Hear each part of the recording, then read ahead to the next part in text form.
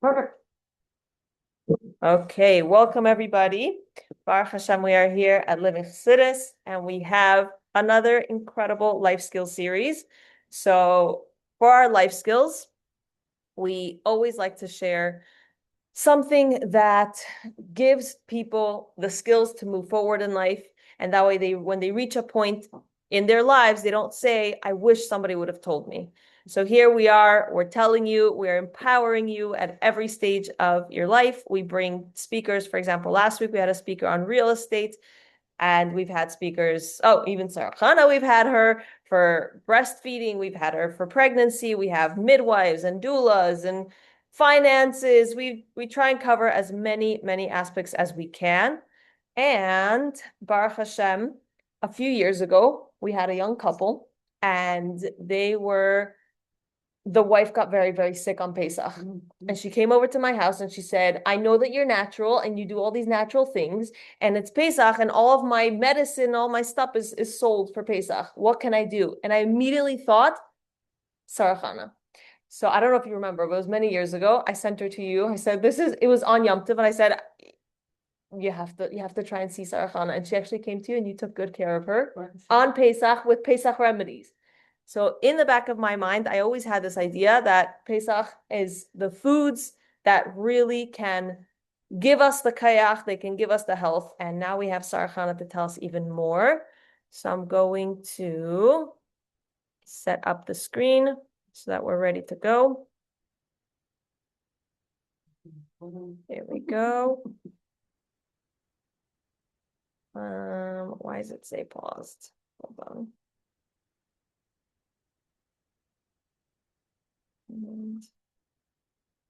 Okay. Okay, now we're all set. Baruch Hashem. Good? Yes. Thank you, Mital. Thank you to Living Chassidus. Brian behind us. Okay. Anyway, so I want to say, Michal, though, I'm so glad that I was able to help your friend on Pesach. But I never forget when I'm a mother of 7, Baruch Hashem, 5 boys and 2 girls. And I remember once I also had a crisis and I needed something in my closet that I sold. And I called the Rav maybe like 1 o'clock in the morning. This was when Rabbanim used to pick up at that hour. And he said to me, Mrs. Silverstein, although I am Rebbitzin Silverstein, you don't sell the closet, you sell the chametz in the closet. So if what you need inside the closet is not chametz, you can take it out. So I think that's a really important lesson. We're not selling the walls, the door. We're selling only the chametz in that closet. So you still can always go in if you feel like you need something. Very interesting, isn't it? Okay. So I agree with Michal. I remember about 25 years ago, I wrote an article for a Jewish magazine about how to use foods on Pesach to heal yourself. And it went all over this publication, that publication, never saw my name on anything. But I figured, okay, so the information had to get out there. So here we are on Pesach. We have a limited amount of food. We have to peel everything. But that doesn't mean that Hashem doesn't make sure that in this time, we can't heal ourselves. So how do we go down? Oh, there we go. Okay. So this is something that's really wonderful and easy, and it's called drinking lemon water. So you could prepare it before Pesach, Yantif, if you don't want to, well, you can squeeze on Yantif for sure, but on Shabbos, it's a question. But to start your day with some warm water or cold water with a squeeze of lemon helps your system become more alkaline.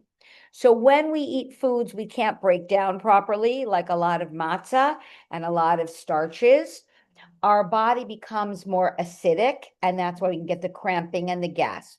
So to start your day off with some lemon water is the best way to start your day. And Hashem gives us lemons on Pesach. But I want to say, before we begin this lecture, I work with Satmar, Ger, Kloisenberg, Baba, Vishnitz, Chabad, Bukharian, Georgian, Persian. And I always say to my clients, Do you eat like your Bubby and Zadie? Oh, yeah. Only minhagim of Bubby and Zadie. Really? And you think your altar Bubby and Zadie also ate like this? Oh, Sara Chana, especially my Satmar. Yes, 100%.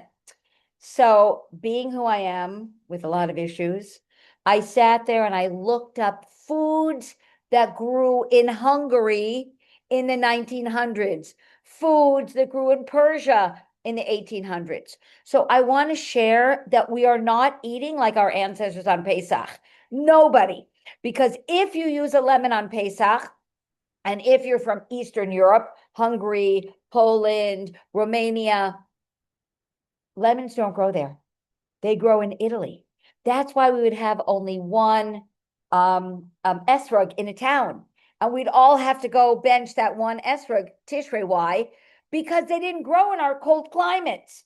So then I asked my Satmar Gerrit Kleisenberg Baba Vishnitz, do you eat bananas? Sure, of course, you can peel bananas. I'm like, it's a tropical fruit. We were not living on the tropics. It's just not where we're from, right? So I want to share that whatever customs you learn on Pesach are great and you can keep them. But no, if you're eating a mango, did not grow. And especially avocados, you know how avocado, and there's a whole question, can you put avocado on matzah? I just learned from a Rav, you can. If you don't, wet the avocado before. If you wash off the peel, you already have a problem.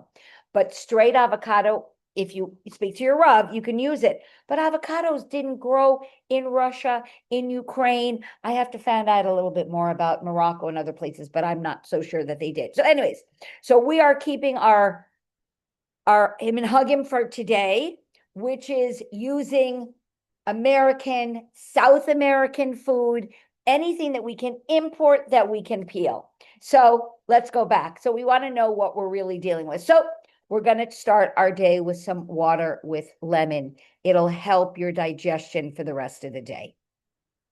This is the most amazing thing I ever learned, is that sugar cures cuts.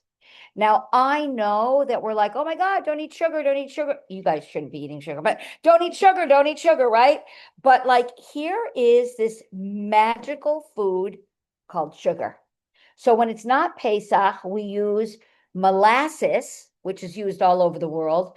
And blackstrap molasses is when you use the whole sugar cane, high in iron, great when you're pregnant, great when you're nursing, great if your kids get sick. So sugar is not evil unless we allow it to become evil. But here's the thing. It's phenomenal on Pesach because we're peeling our potatoes, we're chopping our onions, we're peeling our beets, we're peeling everything. And there's not a woman, or hopefully the sons, that don't have little cuts on their fingers. Happens all the time. And then you're squeezing lemon and then it's healing it, but burning it.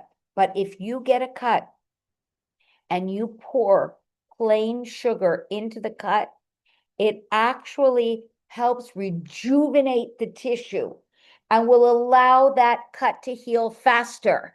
The most amazing thing. So if you have a kid that's running to shul and they fall and they scrape their knee and it's bleeding, when you get to your next destination, just pour some sugar over it.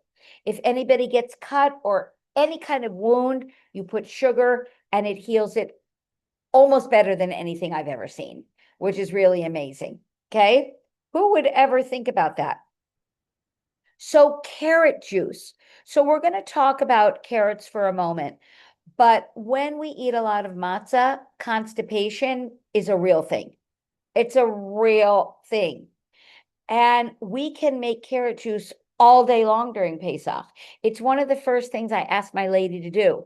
The first thing she does is make sure that we have carrot juice in our refrigerator.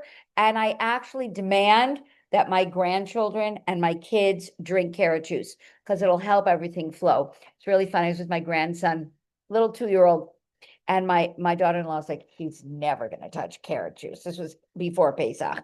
I said, oh, you don't know? And he drank my whole bottle. So you'd be surprised. Kids really do well with carrot juice. Now, we're going to be talking about poultices on another slide, but you can make a carrot poultice and put it over your throat if you get a sore throat, and you can put it over swollen lymphatic system. So if you have a kid that's not feeling well, we're going to talk about what a poultice is in a slide or two. You can grate a carrot and you can use that, which is unbelievable. So here we are right away. Our potato poultice. Good. I'm glad it's the next slide. So poultices have been used for thousands of years in every culture. And I have a whole class in my online school called Mutopia Academy, where we have a whole class on poultices. So poultices are used with fruits, vegetables, herbs, and different clays. So it's really easy to buy. You can order them on Amazon. Not that I'm a saleswoman for Amazon. This is a cotton muslin bag.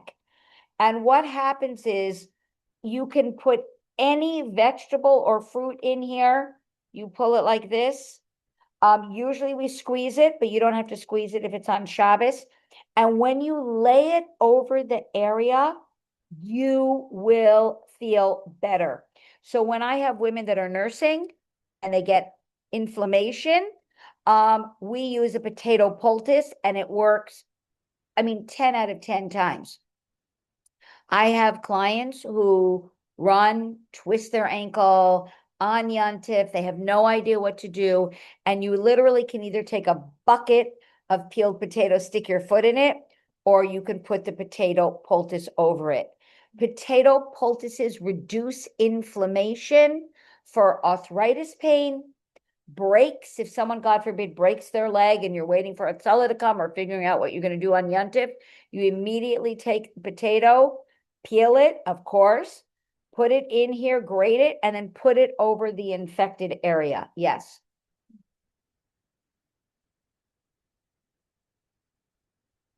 Okay. So when you grate it, you activate the juices and you get more of the chemicals because potatoes keep themselves very intact so that they can be thrown and go on trucks. So they stay intact and everything stays stable. The second you grate it, the same thing with garlic. The second you cut up garlic, you start to get all the medicinal properties out of it.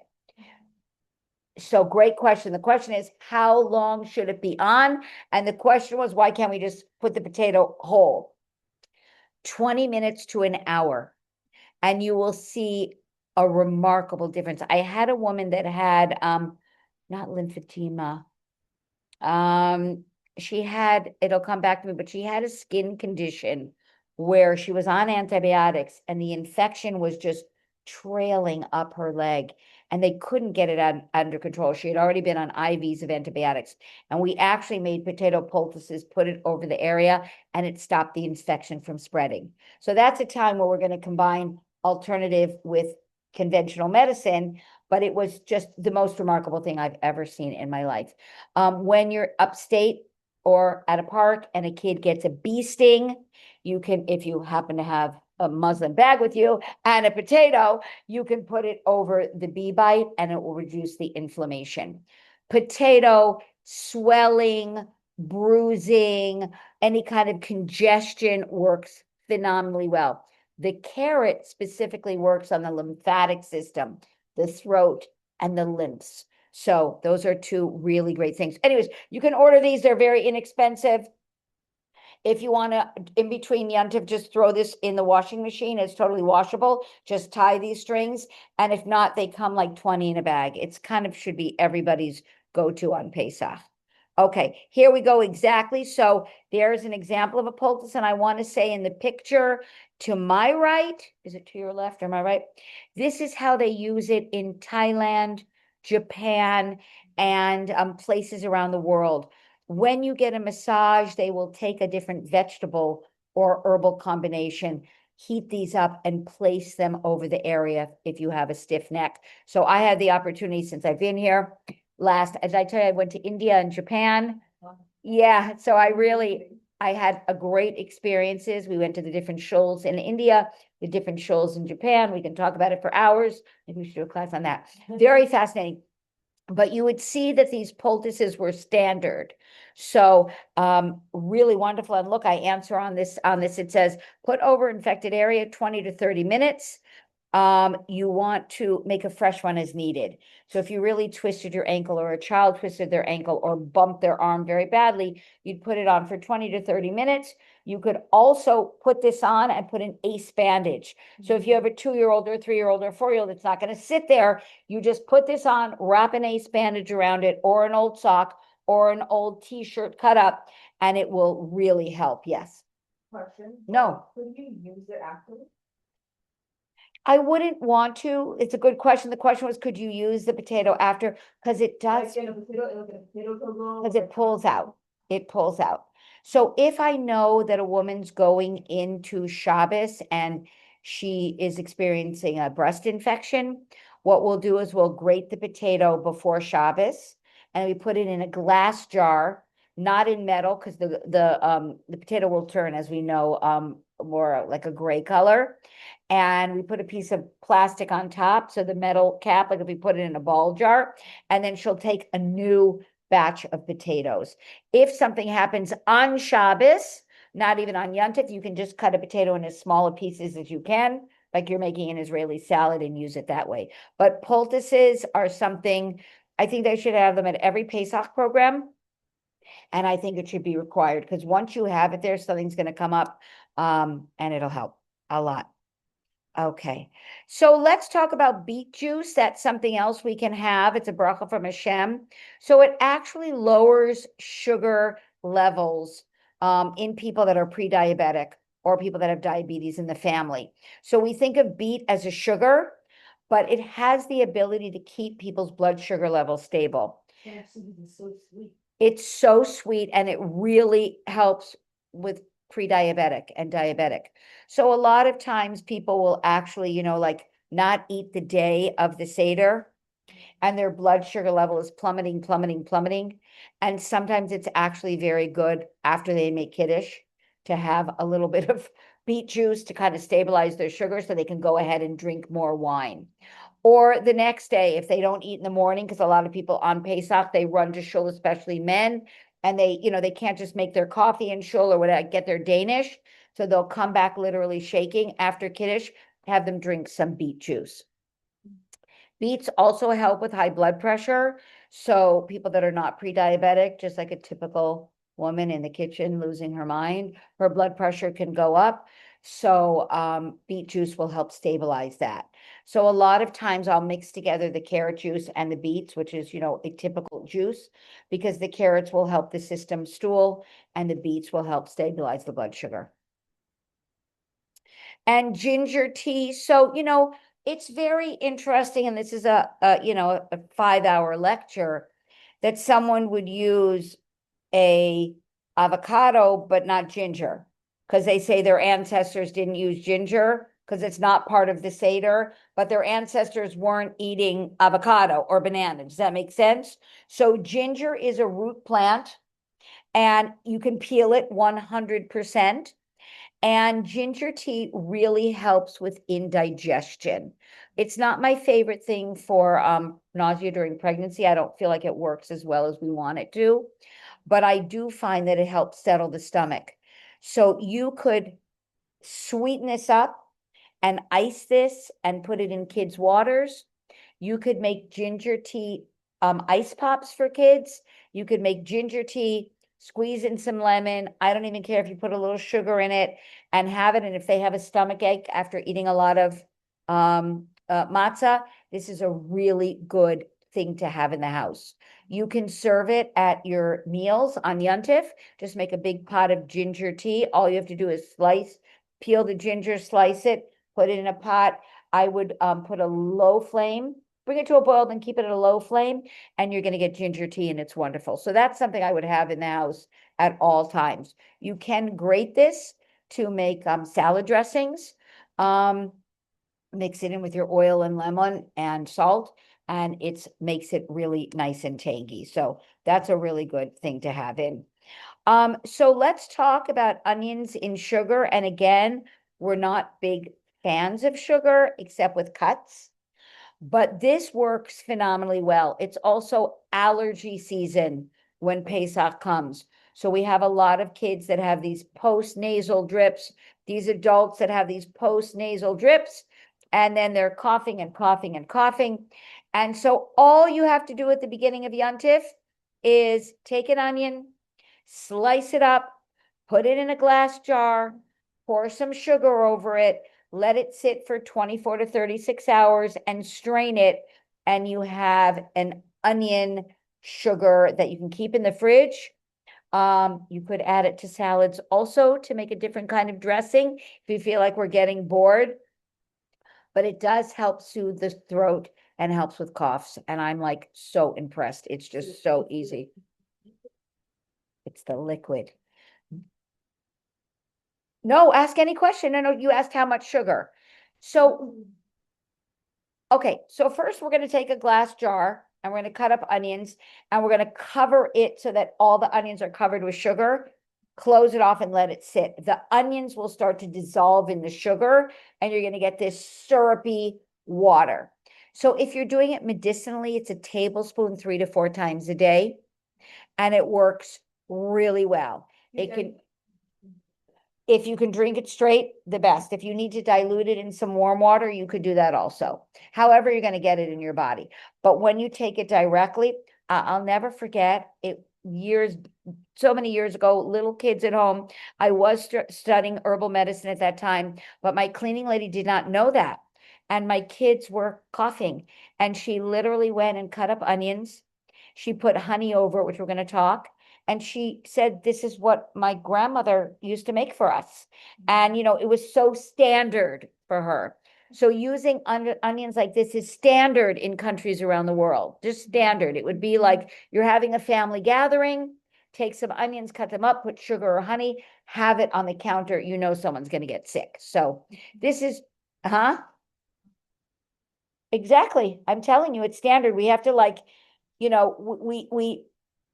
we have this Yiddish tradition of medicine in the Moroccan community, in the Syrian community, in the Bukharian community, then the Ashkenazi, and we all kind of lost it. And we came to America, thank God, and we have, all this modern medicine, and in Israel also. So this is my philosophy on medicine. For anything acute, that means a broken leg, a knife wound, any kind of trauma, you want to be in America or Israel. Our acute care is phenomenal. Our preventative doesn't exist. It just doesn't exist. So you have a Sephardish woman and the kid gets an ear infection. She's right away taking garlic, mixing with oil, putting it in the child's ear. They have all these tricks. They take their parsley, their cilantro, and especially the Ashkenazi have really big issues because we kind of lost everything after World War II. So I'm trying to bring this back. So this should be standard, taught in girls' schools. So back to ginger. We all love our pickled ginger on our sushi. So if we're having salmon on Pesach, why can't we have some pickled ginger? So easy to make. So the recipe, did I put the recipe on here? No. How do I go back to, hold on, we're going back the wrong way. Hold on 1 second. I want to go this way. Hold on. How do we go back, Michal? Okay, there we go. Hold on, we're going back. Okay. I had the recipe. I don't know why it's not up here. Okay, hold on 1 second. Pickled ginger is so easy to make. It's water, vinegar, which we don't use, so we can use lemon juice or lime juice, and a little bit of sugar. And you put it in a jar, and it's going to pickle within 3 to 5 days. You can do it your 3 days before Yontif, and by the time Yontif comes in, put a little pickled ginger. Why? Because it's a digestive aid. It helps because in Japan, they eat a lot of raw fish. Raw fish, you can have trouble digesting. So if you have pickled ginger with it, it's going to give you all the digestive enzymes that you need to help break down that raw fish. So why can't we have that on our Pesach table?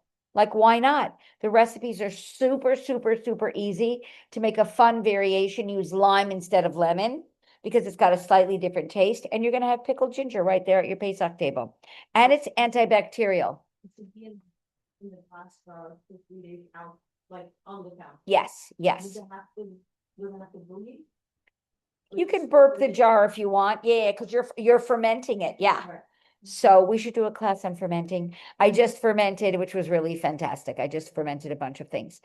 Yes, but this is like, why not? You know what I'm saying? Like if we're eating bananas or avocados, why can't we have this also? So this is also antibacterial. If you feel like you're getting sick from overworking Erev Pesach, losing your mind, kind of, that space you're in, you can just put some pickled ginger, even on a cucumber, and it'll be delicious. Okay. Back to if you use honey. So many people don't use honey on Pesach, and many people do use honey on Pesach. So that you have to speak to your local Rav. But if you want to make the onions not in sugar, you can make it in honey. Also, within 24 hours, you have a medicine, completely delicious for coughs, cold, and allergies. So speak to your local Rav about that. So horseradish, we know, stuffy nose, stuffy nose, stuffy nose. One of my teachers was there used to be that you couldn't order everything on Amazon. I know that's such a shock to people's systems. And people actually went into the health food store and buy things, if you could imagine. And very often there were extremely well-educated people in the health food stores. They were herbalists in training or homeopath. And they said that whenever they'd get a shipment of horseradish, they would have a competition amongst all the guy herbalists who could eat the most and not throw up, right? Basically. So he was laughing because they would sit there, they would eat it, and they would chew the horseradish. They'd be coughing and gagging. He said the best thing was his sinuses would clear, his cough would be gone, and that's why he entered the competition, because otherwise, who would do it? But horseradish has been used for generations. It actually grows wild all over Brooklyn. Do we ever do a weed walk together? Oh, no, our last time it was rained out. Yeah. But I did one for great. So there's wild horseradish that grows all over Brooklyn, by the way. You pick it up, it looks like a weed, and it's got a very little horseradish, but you could literally use that as medicine. So horseradish is good besides the Seder to clear your nose. You could actually make a horseradish oil, and you can use it for sprains and sore muscles. So if you have a grandparent that is very, very, very strict on Pesach and won't use anything, you can grate some horseradish, put some olive oil over it, keep it in a glass jar.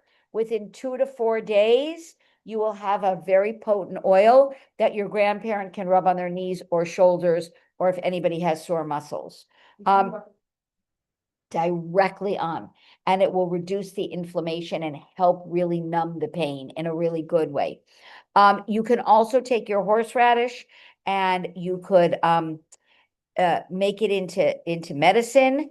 You can just squeeze lemon over it, and you can literally just let it sit in a glass jar, and you can either drink the lemon juice, or you can put honey over it also, or sugar, and you're going to get that horseradish clear. So if you have a kid with a lot of sinus issues, you grate your horseradish, put some honey or sugar over it, let it seep, and they can just take teaspoons of that 2 to 4 times a day. The horseradish in honey will last. Hold on 1 second. I did it backwards again. No, go, go, go, go, go, go, go.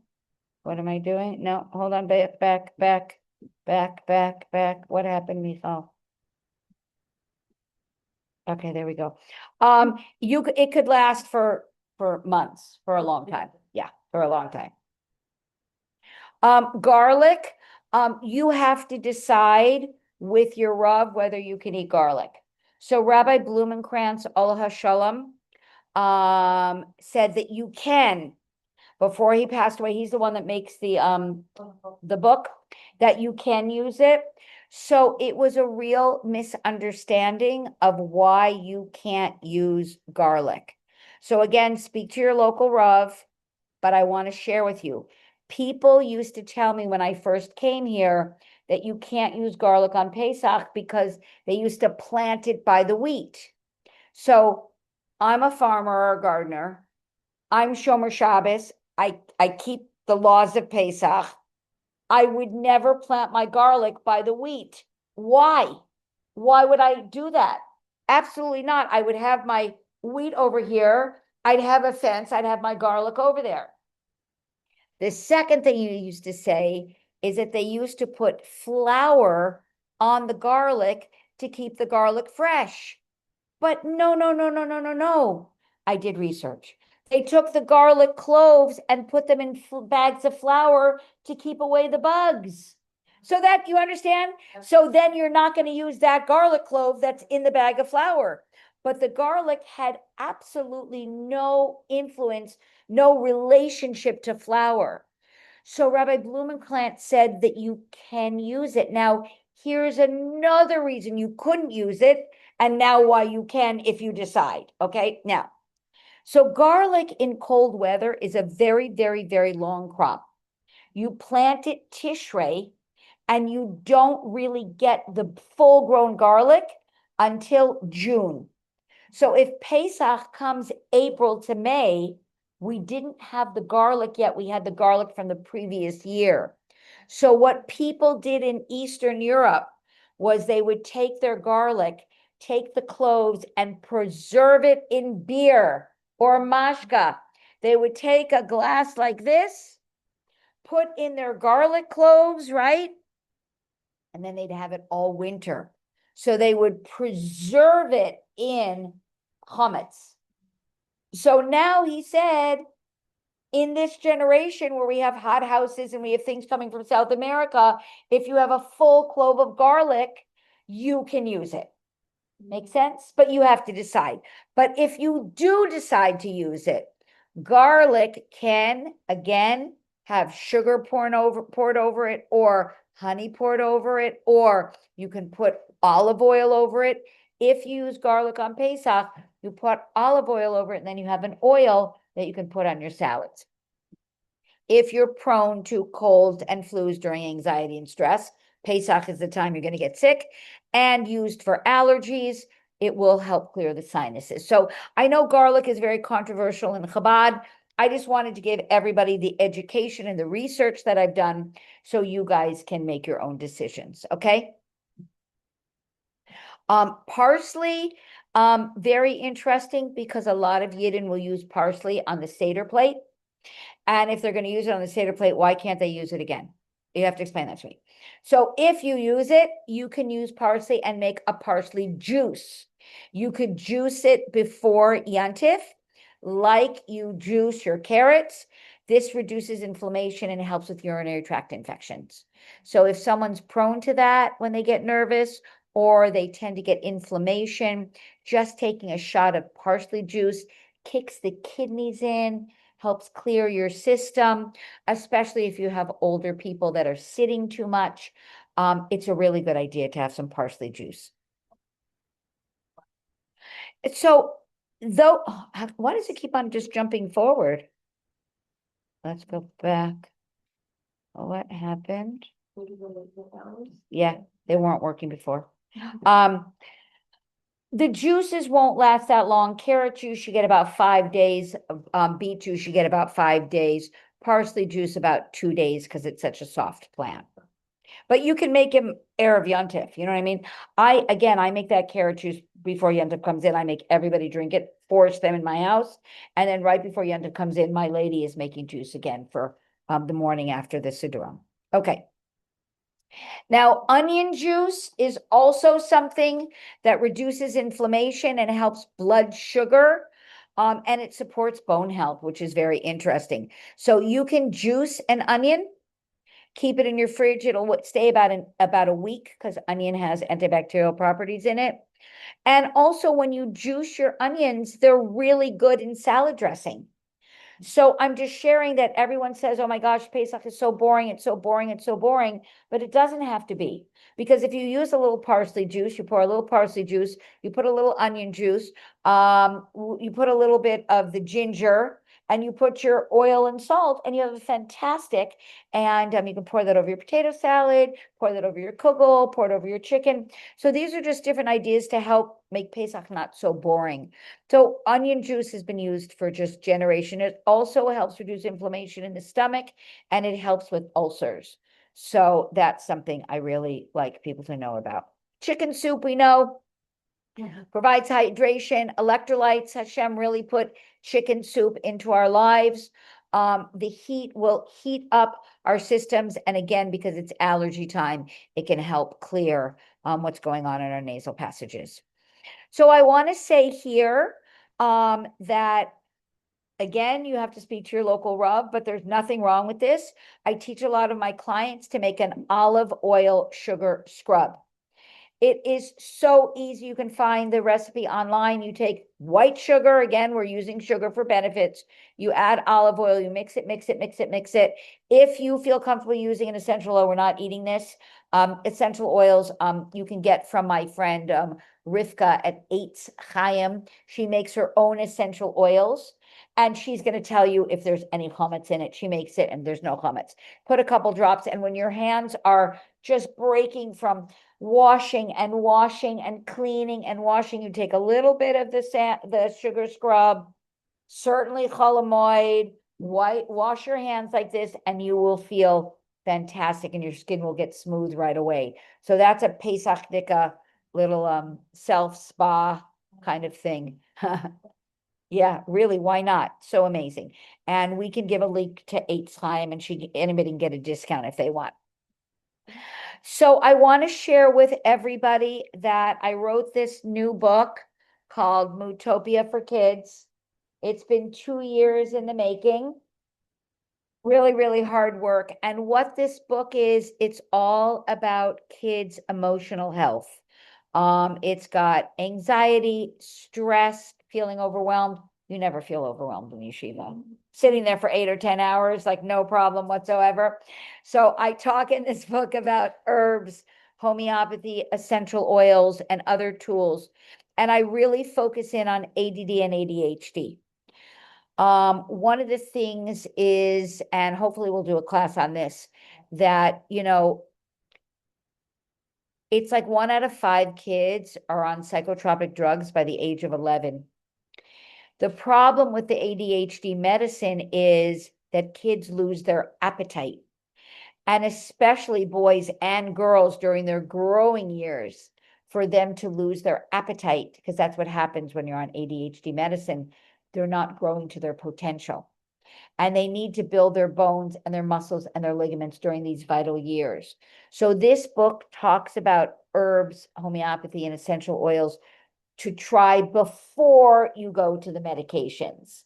So I'm really excited it's launching. So if any of Michal's, I was going to say groupies, but students, which I love, if you want to get a free book, all we ask is that you do a review on Amazon. So here's the number to my friend Chaya. You can send her a WhatsApp message or text her. She gets very overwhelmed. She's going to tell you the process. We're pre-ordering the books now. They will be on your doorstep May 5th. And we'd love a review as soon as you can. And Simon & Schuster is distributing my book. It's one of the biggest publishing houses in America. It's really exciting. So of holding my book, sure.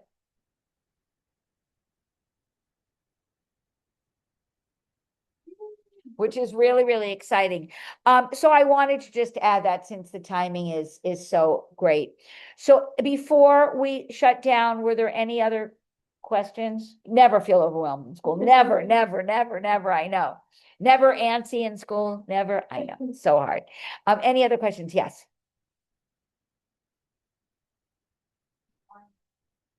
Yeah. How I guess we need a specific for thing that we eat. Like how quickly or quickly are like is food take effect to like change our mood or take effect to like get the nutrients that we need. So the question was, how soon after we eat the food can we get like the medicinal benefit from it? And how long does it take for us to reap the benefits of the food? So it really takes a minimum of 3 months to kind of shift your body and the way it's functioning. So if we have someone that wants to lose weight, it takes 3 months before you can even start to get that weight loss, because your body's in survival mode all the time. But here's the thing, Michal knows I really like blood typing. I feel O's are different than B's, B's are different than A's, A's are different than AB's. And by the way, Rambam speaks about the 4 humors. So I've been doing a lot of research because when he spoke about the 4 humors, he had to have been speaking about the 4 blood types. We didn't have a microscope then. So I believe it's really a Yiddish thing. So different blood types respond differently to foods. Like O's really need to keep their blood sugar levels stable. So when O's don't eat regularly protein, their blood sugar level drops, and then they're going to get anxious and nervous. So if you want to include more antioxidants in your life, you want to make sure, and that can help your mood stay more stable also. You want to get all the different colors. You want to make sure that you get the blueberries and the strawberries and the peaches, because then we're getting the blue, the red, and the yellow, because all the different colors from Hashem affect different parts of our body and different cells in our body. It's so interesting. It's just so interesting. So that's why we really talk about the rainbow diet. And Pesach is a bit of a problem because it's really kind of like white foods. If you're eating chicken, white potatoes, onions, we're kind of in that little white stage. So that's why I like whenever we can, like when you're making a chicken soup on Pesach, my philosophy is put in all different color onions. Put in your red one, put in your white one, put in your yellow one. So we're getting different antioxidants right in our chicken soup. So we can vary it as much as possible, right? So that's why I also want you to put your sweet potatoes in there, because then we at least have those oranges. So that's really important. But it depends on, the question was again, how soon do you get effect? It depends on what you're looking for. Well, coffee or sugar. Well, coffee's got antioxidants in it, but sure, go ahead.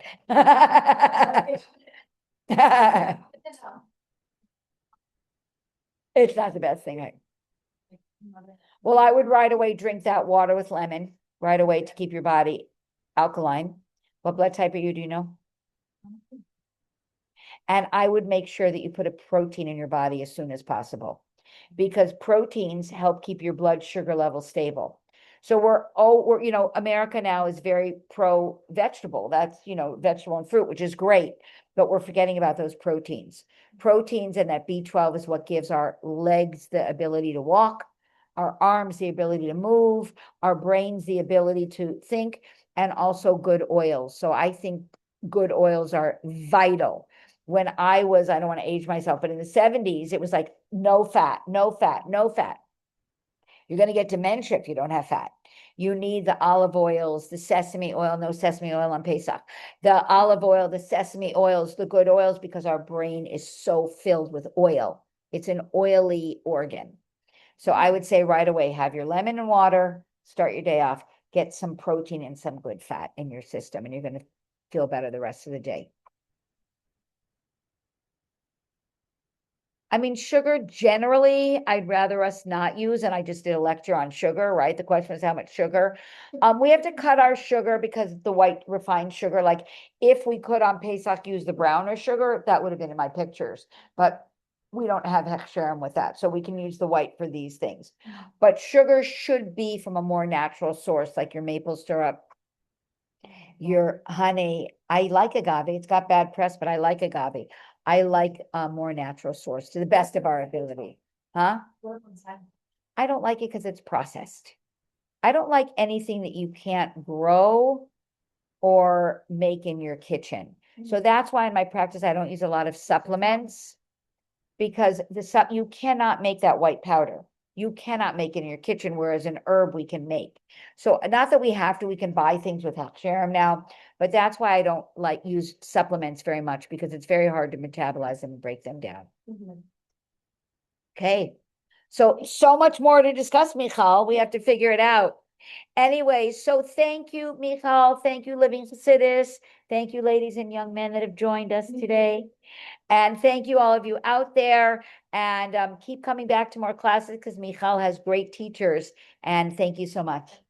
A lot of amazing recordings from your classes. Oh, Baruch Hashem. The eating your colors. Oh, gosh, that's right. I forgot about that. Good. Amazing class on that. Good. So Michal just said we have a class in Living Chassidus on eating with your colors. Oh my gosh, I forgot we did that. That's really great. I'm so happy. Okay, thank you so much. Be well. So much.